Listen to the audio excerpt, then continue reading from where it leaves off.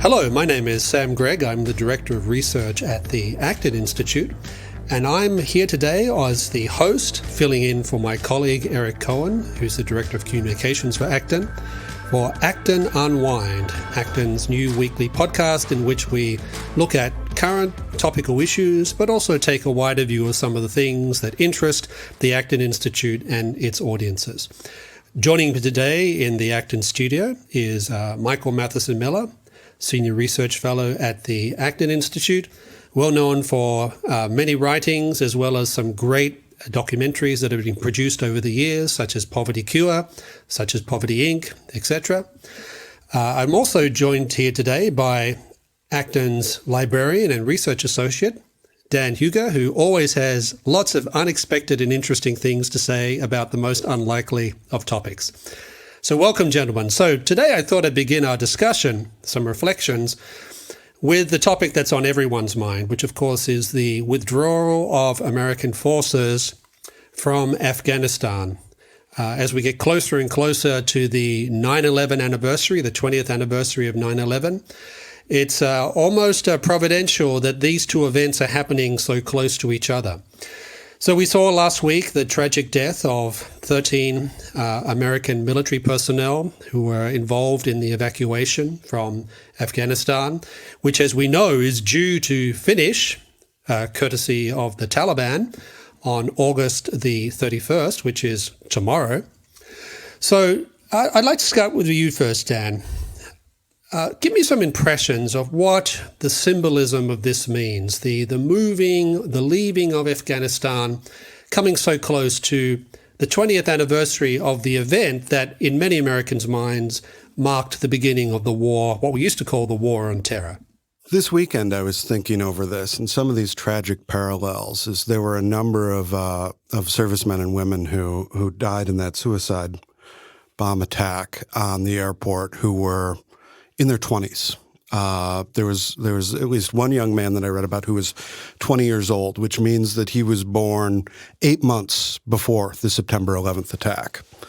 And this is something, September 11th is my birthday. It was my senior year of high school. Was reflecting on this because with a friend of mine, we'd both received calls from military recruiters sometimes around the time. And I said, if we had taken a different path in life, we might have spent the last 20 years there in various capacities.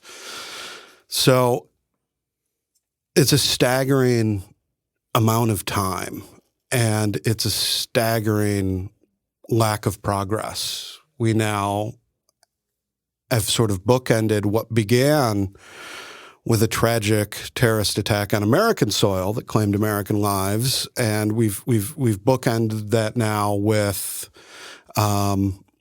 another tragic terrorist attack claiming American lives. So, I mean, it's disconcerting, and it feels like, from all we know about how the war has been managed from its inception. The last time I was at Acton Unwind, I referred to the Afghan papers, and we have a sort of history of documented mismanagement and corruption in both the Afghan government and in the United States military's administration of these things. And it seems like there was a very serious purpose here, but there was not a serious attempt to turn that purpose into meaningful change for the people of Afghanistan and for the world at large. So it's been a somber concurrence for me. So Michael Matheson-Miller, let's talk about this whole Afghanistan situation, but particularly as it relates to how Americans think about politics, how Americans think about the world, and if you like, what some people have described as the clash, the very evident clash now between what you might say, the way that American political discourse is configured and the way it operates, compared to, very harsh, brutal realities that we see exhibited in the face of, in the case, for example, of Afghanistan, in the reality of what the Taliban are actually like, and some of the deeper cultural and religious currents that drive some of these movements, drive some of these struggles, which I've often thought Americans sometimes, we have a lot of difficulty facing up to the reality of what these things actually look like. Yeah, thanks, Sam. Thanks, Dan. I mean, these are very complex things, and as we watch it happening, there's so much information that we don't have. So it's always, I think with a certain type of hopefully humility that we comment on very complex things. But I mean, a couple things that stand out. This war with Afghanistan. I'm talking to my children. I was explaining how the Soviets lost a war with Afghanistan, right, and how this is or in Afghanistan, and so this is not a new thing. But I think the British, remember, the British back in the 19th century. So I think a couple of things, but the way we left, I think, affects a couple of things. Number one, it affects the idea of credo or credibility and belief in the United States. And so I've heard different people talking about, like, military people saying, okay, of course we're going to stand and fight for the soldier, the Marine next to us. But the idea that we're going to still fight for America and trust in the United States, I think is a real problem that may have longer social consequences than we realize. And I think it relates to even, say, thinking about, like, the American economy. Can you trust the United States? So I think that's one big issue. I think another, Bill McGurn wrote a piece in the Wall Street Journal that someone told me about that where he basically argues that, President Biden wanted to give a nice 9/11 speech 20 years at the end of kind of the 20 years after we finished the war on terror, we were out of Afghanistan, et cetera. And but he didn't get that, of course, because now the Afghanistan problem is right in front of us. And I think what struck me about that is just how the United States in our political and social discourse is so much about symbols. And everyone's kind of very eloquent, highly educated, speaking in symbols all the time. And, everybody has to give a sign like, are you politically correct? Are you on the right side of things? So we even have, like, real confusion, I think, epistemically of, like, how do we think about how do we think about, say, COVID? Well, we don't really know because we can't trust the leading medical journals because we know on areas of, say, for example, is a boy a girl, right? They're very unclear. Right, they're actually saying, like, no one is willing to say a boy is a boy, a girl is a girl. Everyone has to kind of speak in this symbolic manner, and I can develop this more, but I think you get the point that now we go and we deal with the reality of the Taliban. They don't care about our symbols. They don't care about our eloquent speeches. And so we're actually addressing a part of reality that we have to deal with. So that's the first. That's the second thing. It's just that I think our political discourse is so disconnected from reality and so focused on symbols. And you think about, how kind of everyone is posing to have and put themselves in positioning to have a certain credibility. That doesn't really work in I think the real world with the Taliban. And then the third thing that struck me is just this is something I've been thinking about, so I'd like to hear both of you maybe critique it or refine it. But I was talking to someone who was a chaplain in the military, and he was explaining to me a lot of the soldiers go through this idea that they've just been doing evil and killing people to obtain some good for America. And it struck me like, wait, that's a real problem because that's actually not what's happening. I mean, noble war is not evil, right? Unjust war is evil. But when you're in a war that's just, or you're fighting bad guys, if you have the idea that you're doing an evil to obtain a good, that's going to culturally really infect the way we see the world. And I think part of that goes to the idea that we've lost the sense of the idea of a good. Now, that doesn't mean we can't be self-reflective. And the United States has its own serious moral problems. But in our war against the Taliban, I mean, the Taliban are evil. They abuse women and children. They're suicide bombers. They sell women into sex slavery. I mean, this is an evil group of regime, and so we're dealing with this what Harvey Mansfield called excessive manliness, right? This thumos that's coming at us, and how do you deal with that? Well, we need to respond with excessive manliness. We need to respond with strength and power. But if we've lost the idea that what we're doing is good and noble, and this goes back to the credo, I think the social consequences of that are deeply problematic. So it seems to me, I'm not a military expert, so I want to avoid anything like that. I just think socially that the loss of the idea of good, this highly focused on symbols separated from reality, and then the breakdown of trust in the way we left Afghanistan is going to have long-term political and social consequences for us. I'd like to pick up on that idea, Michael, that you're developing there of how particular, let's call them narratives, become orthodoxies, how they become the way, the accepted way, in fact, in some respects, the only acceptable way to talk about any given number of subjects. I remember back in 2000, and early 2001, George W. Bush saying that the United States should not be in the business of nation building. Remember that?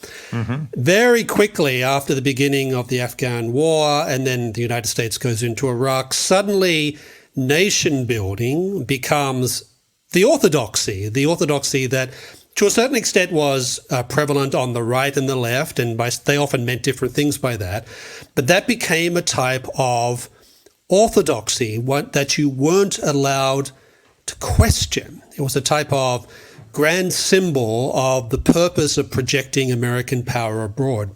So Dan, let me turn to you. What do you think of the whole narrative of nation building, both as a sort of general concept, but also as something that America has tried to do now over the past 20 years, and which all seems to have blown up in our faces pretty dramatically. Now, of course, there have been cases in the past where the United States has done this relatively successfully. I'm thinking, for example, of post-war West Germany and post-war Japan. But generally speaking, it hasn't worked out so well. So tell me, what are you thinking now about the way that this idea of nation building figures both as a way of how America approaches the rest of the world, but how also America understands itself? Sam, that's a very good question. I think there's a fundamental misunderstanding of sort of what nations are and how they begin. Nations have a history. They draw on that history. They hopefully move forward in ways to make society both more free and virtuous as they develop. But that's not something that's the product of providence. That's something that's the product of people in their everyday lives fulfilling their vocations and duties, people exercising sort of prudential judgment in state and cultural institutions. And that's not something that an NGO can just plop down somewhere. It's not something that an academic can write up. We've had, there was a great sort of project of language building at one point with Esperanto, and the notion that, we can just create this language, and this is going to have a streamlined grammar, rules, spelling. We'll design it so it's easier for people coming from a wide variety of background languages to learn. And this does not become the universal language, because this is not how language operates, because language, like nations, are the product of culture. We often talk about at the Acton Institute about how piety is no substitute for technique, that good intentions are not enough, that you also need those sound economics. But I feel like what the Afghanistan episode teaches us is the inverse, is that technique is no substitute for piety, and that you have to have a conception of the good, and that has to be shared in partnership with the people whose nation you're trying to build up. And if that's not there, no amount of expertise or automatic weapons or well drilling can fill that gap. Yeah. That's really interesting, Dan. And I'd like to turn to Michael now to ask a very similar question. Dan was just talking about how, this piety issue. If you don't have sort of strong beliefs, then no amount of technique, no amount of military prowess will necessarily compensate for that. we've seen quite a bit of comment over the past couple of weeks arising out of the Afghanistan situation, but I think also as a lot of other factors, suggesting that one of the reasons why the Taliban has proved victorious, they've been willing to fight for 20 years against a technologically superior enemy, taken far more casualties than the United States and its allies in this particular war. But a lot of people have been saying that part of the problem that the United States and the West more generally had was it wasn't able to project a same type of commitment of belief that the Taliban and, for that matter, sort of broader terrorist groups are able to do. Obviously, in the case of many of these groups, these beliefs are evil, these beliefs are deeply destructive, but they are beliefs. So just in a general sense, do you think that this question, this crisis of belief, has played some sort of role in the very uncertain way in which the United States is projecting itself in the world and the way that it deals with both its friends and its allies in the world? I think it's a very good question. I think two things. One, just first, let me say something about which was related to belief that Dan said that I think is really important, is that, the piety and technique question. And I think that the other thing that's really missed when we think about the Taliban, our relationship with Taliban and nation building, is this a whole idea of complexity, right? And it's something we talk about at the Acton Institute is embedded economics, right? That we're embodied persons and embedded persons. And so we're born into a family, into a language, into a culture. And so, for example, we think about what happens when we start a business and have free exchange and all the little things that we talk about. Well, all those things, they don't just pop out of nowhere. They come out of rule of law, freedom of association, free exchange, a concept of justice, a concept of the good, a concept of the goodness of being. I mean, these are very deep embedded ideas. And I think there's, we won't get into all those details, but I think Dan makes a really important point that one of the problems we face in the way we think about whether it's domestic policy or foreign policy or helping the poor is we're hyper kind of technocratic. We think we've disembodied and disembedded ourselves, and so, but that just doesn't work it doesn't work in the real world. It doesn't work in domestic policy. It doesn't work with poverty, and it surely doesn't work in foreign policy and war. Now, on the question of this belief, I do think. This is a big civilizational question, but it seems to me increasingly that the West, and this is nothing new. This has been happening for, I think, decades and maybe a century. The West, but especially in the last decades, we've lost a sense, again, of the good, a sense that we have something to offer. And I think it's really important that we're self-critical. Obviously, so I think in the United States, look at some of the things that we do, say, in abortion or the way we've socially engineered people or with eugenics. I think we have some serious problems. But we also have like a vision of what a good life is. And I think Dan talks about like the importance of the family, importance of abilities of human beings to have freedom, to be able to build things and develop things. I think we've lost that deep sense of our idea of the good, idea of beliefs in the West. I think this goes back to this kind of I don't overly like to use the word elite, but I mean like the highly educated, very influential people have narratives of the West as somehow, only destructive, only harmful. And as this spreads down into normal thinking or also influences foreign policy, I don't know how right this is. I'd like to know what you think, but it seems to me that we don't have an idea of the good. We don't have an idea or a strong belief that the project that we're doing, that is the project of creating a free and virtuous society where families are able to flourish and live, and why millions of people immigrate to the United States, we've lost a sense that that's somehow good. We're kind of ashamed of ourselves. And I think that that is playing out in the way that I think our enemies smell that. They realize that. And I think it's playing out. I don't know if I've answered your question. I don't know how eloquent that was. But what do you think? What do both of you think about that? Well, no, I think you did answer the question, and I think you're pointing to a real challenge in Western societies, which is if the West doesn't really know what it is, what it stands for, And, being self-critical, I think that's extremely important. Any society, any culture needs to be self-critical so it doesn't fall into the trap of idolizing, making an idol out of itself. But I think it's true that certainly, I think really since the First World War, there has been this deep sense of self-doubt that has permeated Western societies. And in the 1930s, fascist regimes and communist regimes sensed this. They could smell this sense of uncertainty, and that's very much in some respects where we are today. And of course, the other thing we find is that there's a considerable body of, let's call it quote-unquote elite opinion, for whom the nation is not so important. Nations are sort of avatars of the past, and they're really preaching a type of, let's call it Kantian liberal internationalism. I mean, some people call it globalism, some people call it liberal order, but I think it's almost like the vision of Davos man has become very dominant in many highly educated circles in Europe and the United States. And it turns out that Davos man isn't really very effective when it comes to dealing with regimes or groups that are strongly motivated by a very different vision of the world and have a very concrete understanding of what they want.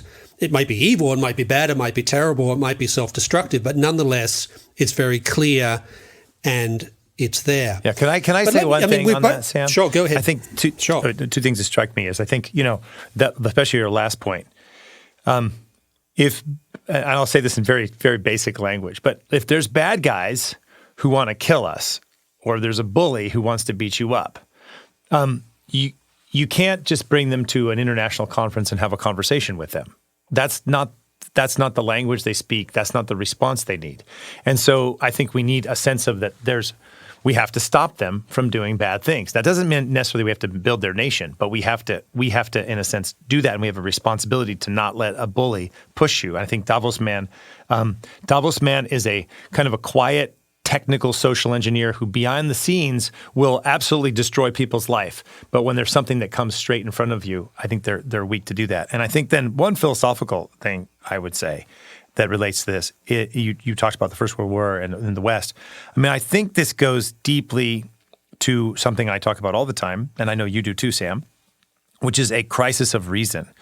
We have lost the sense of reason in the West, and so we've reduced reason to this empirical, technical, technocratic element. So we really can't make strong, reasonable arguments of what's good, what's true, what's beautiful, what's right, and what's wrong outside of the technical. And that works more or less in the West because we're living off cultural capital. But when we have to actually stand up for something and we're pushed, I think we've lost that idea of the good because we've lost the idea of reason, and we don't have a narrative, as it were, that justifies this project that the Western civilization anymore. And I think that's a philosophical weakness that sounds very kind of pedantic, but when gets brought down to the ground, if you can't articulate why you stand for something, it's going to be really hard. And you're surrounded by incredible wealth and comfort. It's going to be really hard to make sacrifices for something that is very ephemeral and intangible. Well, I'm very glad you mentioned the subject of reason and the crisis of reason, Michael, because it's a wonderful segue to the next topic I'd like to raise with both of you. Both of you have talked about nation building in a way that reminded me of what someone who the Acton Institute pays a lot of attention to in terms of economics, and that's F.A. Hayek. The way he talked about, he said there was a crisis of reason in the West. And he described it in many respects as sort of what he called the constructivist fallacy, the notion that you can use reason to reorganize and redeploy resources, people, so that you can completely alter the structure, the way that resources are deployed, the very nature of different sectors of the economy through this application of what he called constructivist reason, which he saw as a sort of manifestation of something we also talk a lot about at Acton, which is this problem of scientism, which you mentioned, Michael, the sort of reduction of reason to the empirical. and the fact that the empirical doesn't allow you to answer sort of ultimate questions. But I was thinking about this constructivism problem on the weekend because it was sparked by all things reflection upon the fact that we have the Biden administration pushing through this very big infrastructure bill, which proposes or purports to fill in many of the infrastructure gaps that the administration, but also quite a lot of people on both sides of politics, believe has been essentially lost sight of over the past 40 years. I've heard people talking about, well, the last time we had a serious infrastructure program was back in the 1950s when Eisenhower was president, and we had these great highways that were built, and this was very important. And we need something like that today so that we can fill in particular gaps. Now, of course, those of us who are free marketers have always acknowledged that there are certain things that government has to do, and no less than Adam Smith said, for example, that it generally falls to the state to take care of what you might call the public goods of his time. So things like roads, bridges, etc. Now, fast forward to today, and we see this very big effort being pushed through Congress right now of infrastructure. And what struck me about it, I started to look at some of this, and it seems that our concept of infrastructure has radically expanded beyond anything that someone like an Adam Smith or a Hayek or any of these sort of free market types who would say, yes, government does have a role in this particular part of the economy, but it's a limited role and there's always risks associated with it. So, Dan, I'd like to turn to you first. Give me your thoughts on, first of all, anything you might have to say about this particular effort at infrastructure and maybe the way it relates to nation building, but also the general concept of infrastructure and how that plays out in the way that those of us who are free marketers, but also how the Acton Institute thinks about the concrete role that government plays with regard to some of these very important things that do need to get done at some point. So there's an interesting juxtaposition in the legislation themselves. What has come out of the Senate is much more of that Adam Smith style public goods, talking about roads, bridges, power grids, water, wastewater, reconstruction, and all of that. I think, there can be a government role in that. But one of the striking things is reading about this when you brought up the Eisenhower administration's Interstate Highway Initiative, is some of this funding is dedicated towards reintegrating neighborhoods that were broken apart by our last great infrastructure initiative. Right. I think Amity Shlaes talks about this in her book on the Great Society, where she talks about how building a lot of highways, creating all this infrastructure actually broke up and destroyed a lot of very delicate, let's call it social ecology that functioned in, for example, many African-American communities that were doing fine until suddenly a big highway got shoved all the way through the community that they had built up from the bottom, so to speak, over a number of years. And then, by the way, then they were put into projects, public housing. But go ahead, Dan. Right. And you can see this. You can see this. The city of Grand Rapids itself was transformed by this process, and this was a long process. This began in the Eisenhower administration. This did not finish until 1992. So this was a very far-sighted, very long-term project. I am skeptical that the public officials we have today, the sort of problems that we've outlined in talking about Afghanistan with a lot of, and I'm not hesitant to use the word elites, so I'll use it. But I think we're dealing, Martin Gurry wrote a very interesting piece about Afghanistan. And we had talked a lot about the culture of Afghanistan and a little bit about the culture here, but I think this comes to play in infrastructure too. And Gurry writes in this piece, we tend to forget that there was another culture at play. The norms that framed American society in 1945 have radically changed by 2002, the beginning of the war in Afghanistan. 20 years later, it's as if we've evolved into a different species.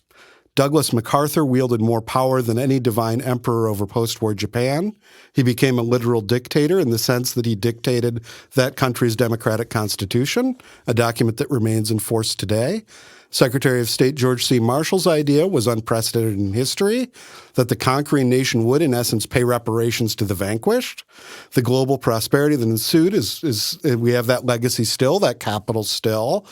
But he's asked, try to imagine our current political class displaying such confidence while deploying raw power and violating conventional wisdom in pursuit of geopolitical objectives. And I think the same thing sort of sentiment goes with infrastructure. And while all of these things, many of these things, roads for purposes of safety with roads and bridges, for purposes of future energy security with power grids, all of that is there. I'm not at all confident that particularly Washington, D.C. can manage this. Even local infrastructure projects are plagued with cost overruns, are sort of interminable. So it'll be interesting to see what even that more limited conception of infrastructure, how successfully that can be realized. Now, there's a whole nother question, and there's a whole nother separate bill in the House, which has a larger conception of infrastructure, including, a lot of things that are addressed to, sort of the development of what some economists like to call human capital. I'm uncomfortable with that language because humans are not capital, and the traditional economic categories are land, labor, and capital. And I think there's a very good reason there's a human element, of course, in a dignity in labor. I also think there's a human element in entrepreneurship, which many of the classical economists neglected. Right. As people creatively serving a coordinating function in society. And it seems, this is we're talking about universal pre-K, 2 free years of community college, paid family leave, a lot of climate legislation, climate initiatives. And the idea is that if we just pour money, mediated, of course, through institutions that are often political constituencies, that can transform people, that we can somehow, in the way we upgrade a factory, manage to upgrade America. Or upgrade human beings. Yeah. And this is something I'm extremely skeptical of. Well, Michael, let me turn to you because I won't ask you so much about the details of this particular infrastructure bill, but tell me what you think is the role of government vis-a-vis infrastructure today. I mean, as we've talked about how free marketers have always said that there is a role for government when it comes to these types of issues, but we're living in a very different world to the world that Adam Smith lived in the 1770s, or for that matter, as Dan pointed out, the world of the 1950s in which Eisenhower was president. It was the picket fence. You had happy families. Everyone went to church, et cetera, et cetera. But we're living in a very different world now from that in 2021. So what are your thoughts about what's the proper role of government today vis-a-vis infrastructure? Yeah, I think that's an important question. I mean, first of all, I do think, I know you're partially joking, but we have to be sure that others do that. Obviously, the 1950s weren't perfect. That's not what you're saying. I think, but what Dan's point is that we did have a better concept of who we were as a good, and this idea that, in fact, as Dan pointed out, we're gonna win World War II, and then we're not gonna punish, but in fact rebuild these societies. I mean, there's something to be said for that. I mean, there's something to be said for the fact that there was a suicide bomber who was killed with a weapon that is a knife, like it cuts you up. So the fact is, why do they use this knife that goes in and blows up or destroys the suicide bomber? Because they're trying to reduce collateral damage. I mean, this is something that we have to, that's part of our culture and part of our history. And I think, unfortunately, we've lost a sense of who we are, but partially because we don't know where we came from. We're in this kind of rejection of Western civilization as somehow oppressive. we've lost the fact that the reason we're even able to say that is because we live in Western civilization with ideas of justice and rule of law and private property and so forth. So, but I think on the question of infrastructure, I mean, two things stand out to me. One is I agree with you and Dan. There's obviously a place for infrastructure, right? There are public goods. There's a role for the government. I talked earlier about embedded economics. I have this question thinking about poverty, like why do entrepreneurs emerge in, say, Boston or Silicon Valley and not in Lagos or say, Rio? Well, it's physical infrastructure. It's institutional infrastructure. It's an educational system. It's a strong tax base that creates – and where does that tax base come from? Well, that comes from a commercial society. And where do we have a commercial society? Well, it comes from constitutional government and rule of law and ideas of justice and on and on and on. And we're like embedded in this place where we take infrastructure for granted. So I think there's absolutely a place both for physical and institutional infrastructure. The question is, and Dan kind of pointed to this, is do we have the competence today in our, what I've taught, like you say narrative, which I think is probably better, but this highly symbolic narrative kind of posing world where we're unable to speak the truth about fundamental things. Do we have the ability and competence to decide, okay, this is what we really need to do to improve the United States, improve people's ways of living, or is it all going to be kind of a crony capitalist collusion with bureaucrats for pork? And I think, right. I mean, to be honest, I think this goes back to the credo question of belief. That's not a new problem, by the way. No, it's an old problem. The credoism problem is an old problem. Oh, yeah, for sure. People like Smith talked about this, plenty of 20th century free market economists, and some, not so free market economists used to talk about this as well. And again, Amity Shlaes talks about in her books, The Great Society and The Forgotten Man, she talks about just how quickly human nature took over some of this stuff. But this is the let me just ask you this question, can I say this quick? Yeah, I think that's Dan. Go ask me the question. But I think that's Dan's point about, in a sense, there's almost a lack of belief and credibility that there's a vision for America and for this infrastructure bill. It's almost like all symbolic, and that's why the question, I think Dan's question of competency. Let me just say one last thing, Sam, about the question of limits of this, which is, right. Part of the limits are prudential, and they depend on time. And I think this goes back to Dan's point. Can we trust the leaders to actually have any prudence to make good decisions? But then there's the real problem, which Dan already also began to articulate, which is the move from infrastructure to social engineering.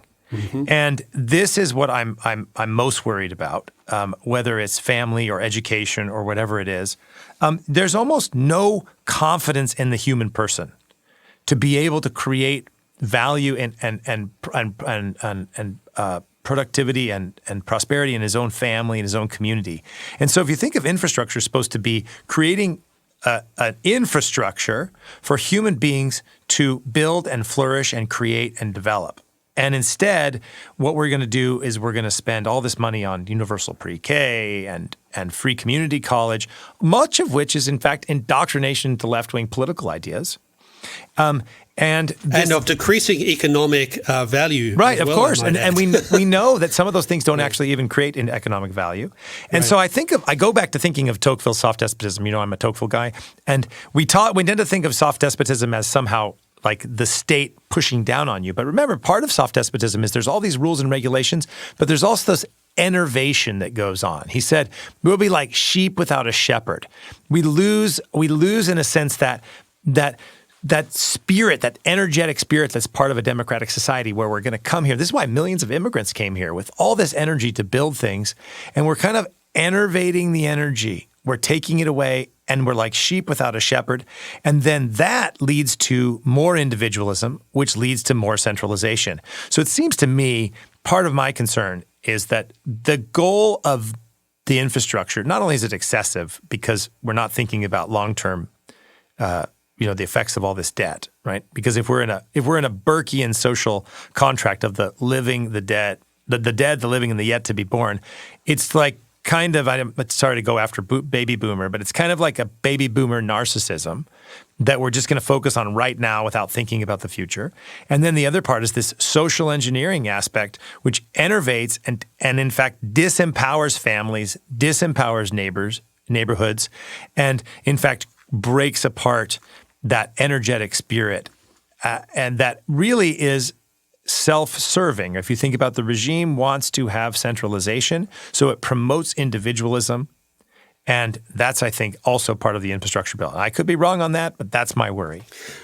Well, let's talk in the last 15 minutes of this podcast about a different form of infrastructure. We've talked about culture, we've talked about nations, we've talked about the 1950s, we've talked about today, the way the different forms of infrastructure are talked about. But there's also another form of infrastructure that the Acton Institute discusses a great deal.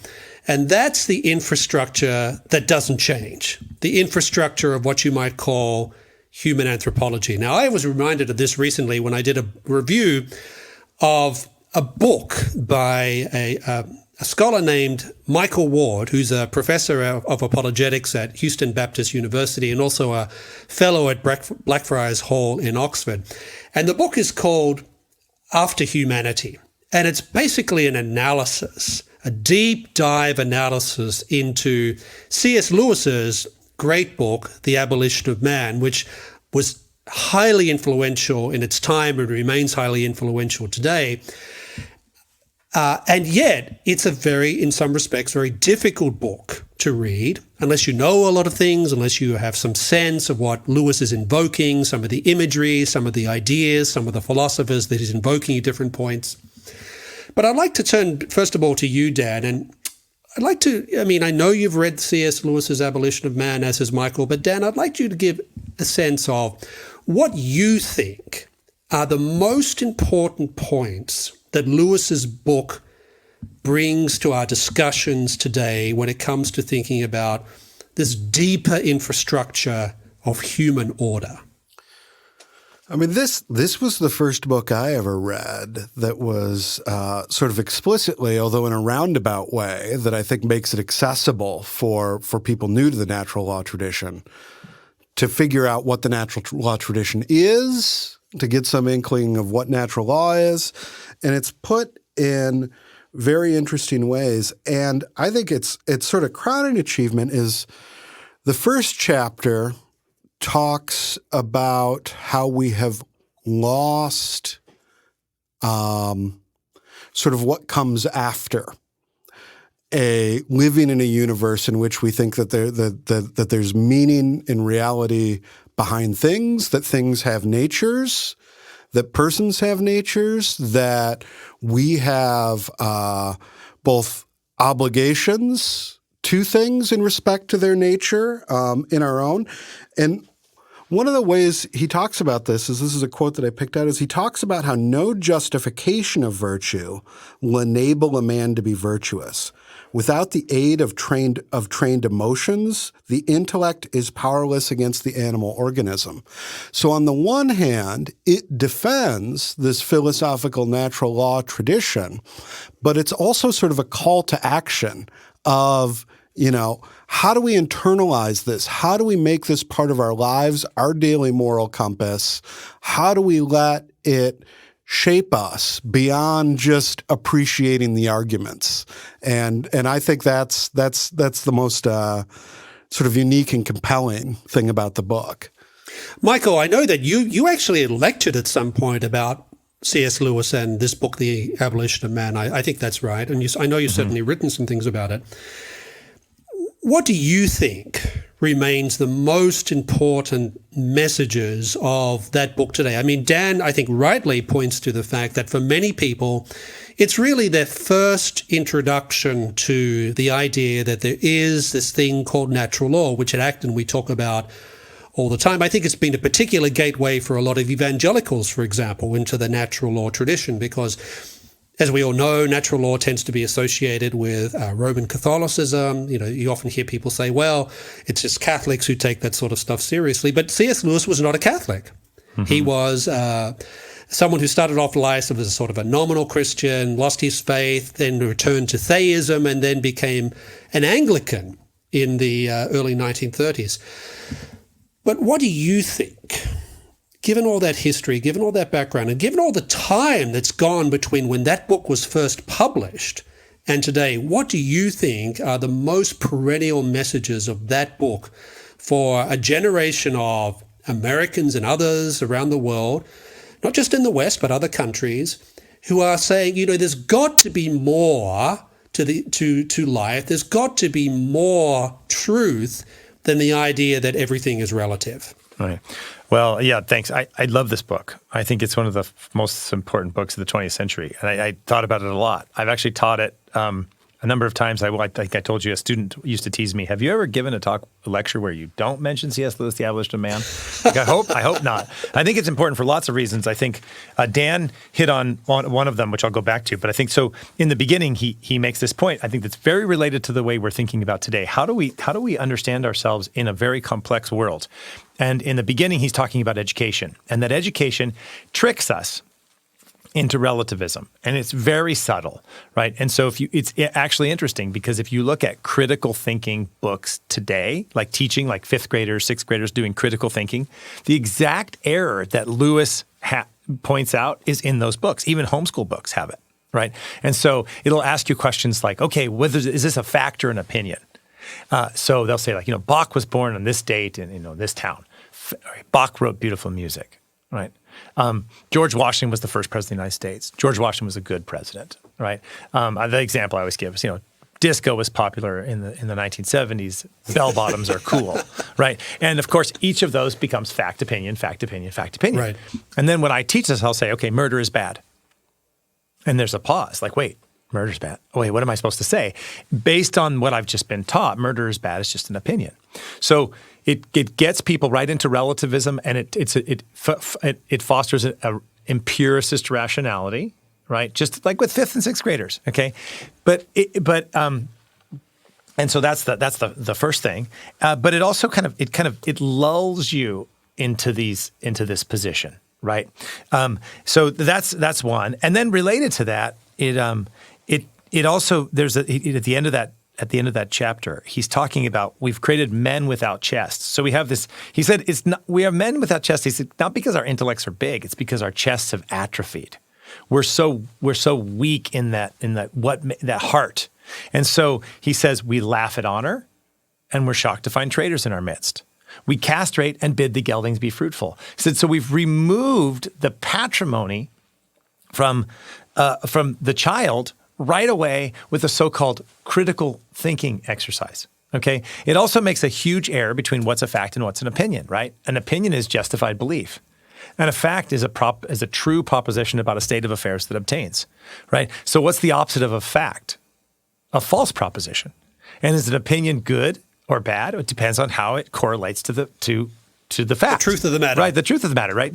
And so the thing is, people are confused about what a fact is, what an opinion is. I say this, it takes this beautiful, sublime experience of each unique individual person, like Dan, Sam, me, whoever. We come to say a piece of music or a landscape like a waterfall with our hopes, our dreams, our experiences, our fears, our education, and we each see something different. And instead of being able to say, oh, Dan saw this and my soul can expand and learn from Dan, instead of that, what do I get? Like, well, beauty's in the eye of the beholder. Everybody's got their own opinion. I mean, it's so absolutely boring. So it really dehumanizes people, right? And I think that Lewis is saying, revitalizing us. Look, better that Dan and I have a fundamental disagreement about whether the waterfall is sublime or pretty. And one of us be wrong and our souls be expanded than to just say, well, everybody feels different things. I mean, it's just so boring. And I think young people want their feelings to matter. And Lewis, in a sense, makes them matter. The second thing that's super important is related to this idea of the conditioner. And I think it's so relevant to today. We live in a hyper-technocratic world. whether it's big tech that's conditioning us with all their behavior modification. You'll notice you mentioned scientism, Sam. Lewis is a great critic of scientism, not just in the Abolition of Man, but in other places. It's just fantastic. And he really overlaps with Joseph Ratzinger in so many areas. And Ratzinger actually quotes him at times. But this idea of the conditioner who steps outside of humanity, right? So there's a very famous biologist named E.O. Wilson. And Wilson says something to the effect of, morality is just something that's fobbed off on us from our evolutionary. It's an illusion fobbed off on us from our evolutionary, development.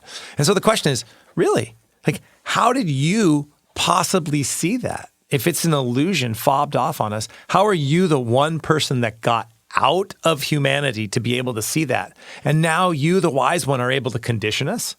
And that's what Lewis points out. That's why Lewis says, I'm a Democrat, not because it's kind of like the famous Buckley line, I'd rather have 400 people in the first 400 people in the Boston telephone book, right, than Harvard, because this elitist conditioner who thinks they're outside of humanity. I think that's really important. And then the third thing for Lewis goes back to Dan's point when he talks about the head rules the belly through the chest. Right. And the example I always give is this, and I've done this at Acton, we sometimes, if you imagine, our intellect's like a little tiny professor with a bow tie, and our belly is this massive gorilla that wants stuff, right? And so our belly's like, I want it, and our little tiny intellect professor's like, pardon me, the catechism says you're not allowed to do that, right? And the gorilla is like, I don't care, I want it. But what stops that? Well, what stops that's the chest. The chest is, this is out of Plato. This is very much of the tradition, but the chest is that desire for the good, the true, the beautiful, that's been shaped and developed and hasn't been minimized by this bad educational system that can say, I may have the immediate desire for comfort and pleasure. I know it's wrong, but the knowledge of wrong is not going to allow me to do what's good and what's right. And that's what the chest is for. And that's part of how we need to be educated. And I would say, if you look at the United States today, we all have oversized intellects filled with narratives and symbols. And we've lost the chest. We've lost the fullness of what it means to be a human being. We've been robbed of our patrimony. And so I think Lewis is absolutely relevant today in just so many ways. And I'm sorry I went on so long, but that's fine. Actually, it leads me to the question that I'd like you both to address in say 2 minutes each. But it's a question which I think is very relevant for the mission and outlook of the Acton Institute. And the question for both of you is this: what is C.S. Lewis's relevance for free societies? You mentioned, Michael, that he's essentially a Democrat. He's very suspicious of what one might be called a corrupted intellectual class. And his solution to that is a type of democracy, right? So, as opposed to technocracy, right? Right. Not like a Democratic Party member. Right. No, of course, that's not what I mean. So what do you both think, in 2 minutes each, is Lewis's most important significance for the free society today? You go first, Dan. Yeah. So Lord Acton has a great line where he talks about his vision for a society beyond the state and individual souls above it. This is in a letter that I like to quote a lot. And I think that is what Lewis helps us see, is that at the center of all of these questions is you need a moral person who not only knows the natural, a person who's a moral agent, not necessarily a moral or immoral person, but it begins with a person who's a moral agent who is informed by the natural law, habituates themselves in virtue, and that's when they can act freely. Because otherwise, you are inevitably captured. And you're captured by social planners, or you're captured by your own desires, or you're captured by the ideological constructs of your own mind. And that's the basis. That is the basis of how you have a society. And then from that society is where a state earns its legitimacy, respecting both the individual consciences of of people and respecting its own boundaries and the other institutions that fill a necessary role in all of social life. Thanks, Dan. Michael, what do you think? I mean, Lewis's ideas clearly have very direct implications for politics. So where do you think his ideas are especially important for those of us who are concerned about not just building, but I think at this point, preserving a free society in the conditions of today?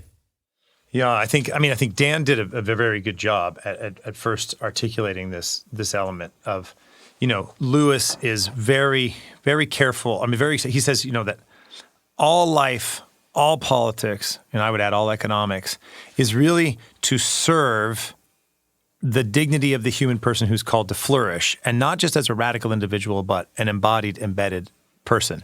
And I think Lewis is I think Dan makes another very important point I want to reiterate, is Lewis's attachment to not just the natural law tradition, but really the whole patrimony of thinking about goodness and courage and et cetera, disconnects you from the immediate of the age and helps you resist propaganda because you're part of something broader than the immediate of the age. But I think he also has a couple of things that are important for the free society, that a person is, and this goes again to Dan's point, but a person is not simply matter to be engineered. Mm-hmm. That and this I agree with Dan completely. I don't like the term human resources and human capital because it's a depersonalization.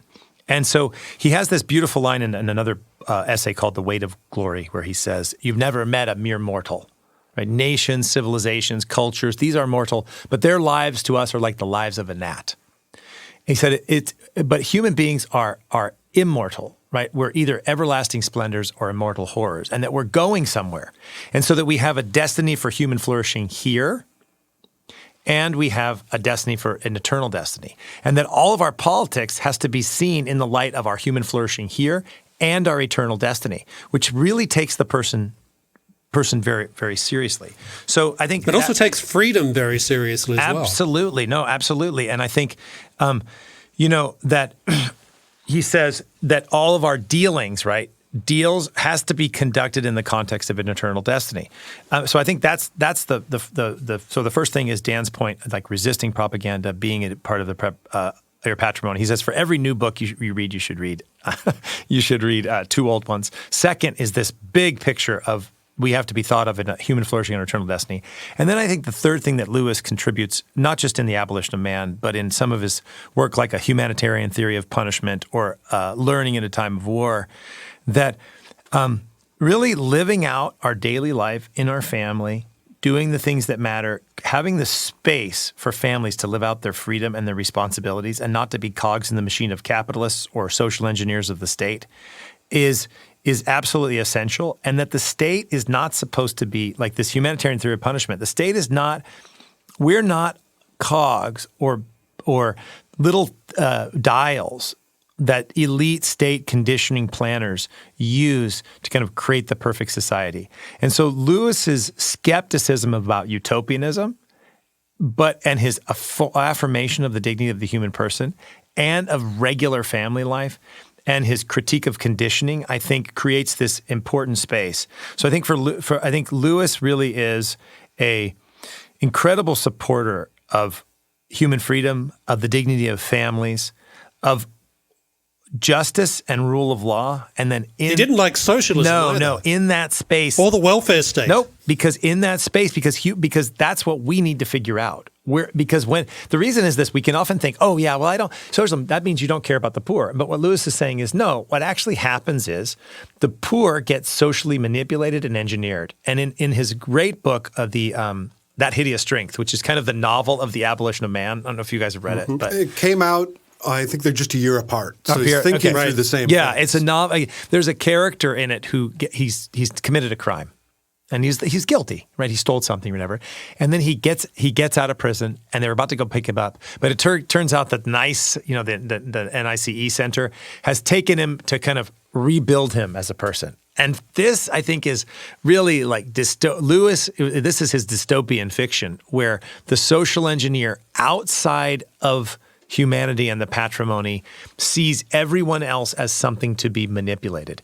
And so I think Lewis is like both the natural law, the Tao element, connected with all the things we've already talked about, really stresses that the government should be to serve the family and the person, and the person is not simply a cog for social engineers. And that's why, I mean, if that's why I think Lewis is just an essential person for the really the freedom of the human being and the freedom and goodness of the family. Well, Michael Miller and Dan Hugger, we have gone from Afghanistan all the way back to Oxford in the 1940s and 1950s in the space of an hour. I'd like to thank both of you for joining me today. I'd recommend all our listeners to check out Michael Matheson Miller and Dan Hugger on Acton's website. You'll find lots of written materials as well as lectures that address many of the subjects we've considered today. I'm Sam Gregg. I've been hosting Acton Unwind today in the absence of Eric Cohen, who will be back next week. All of you who are listening, I'd urge you, if you're so inclined, to give us a 5-star rating on the whatever podcast server you're using. That helps this Acton Unwind podcast to get to wider and broader audiences in America and throughout the world. Thank you very much for joining us, and we look forward to being back with you next week for another podcast episode of Acton Unwind. Thank you very much.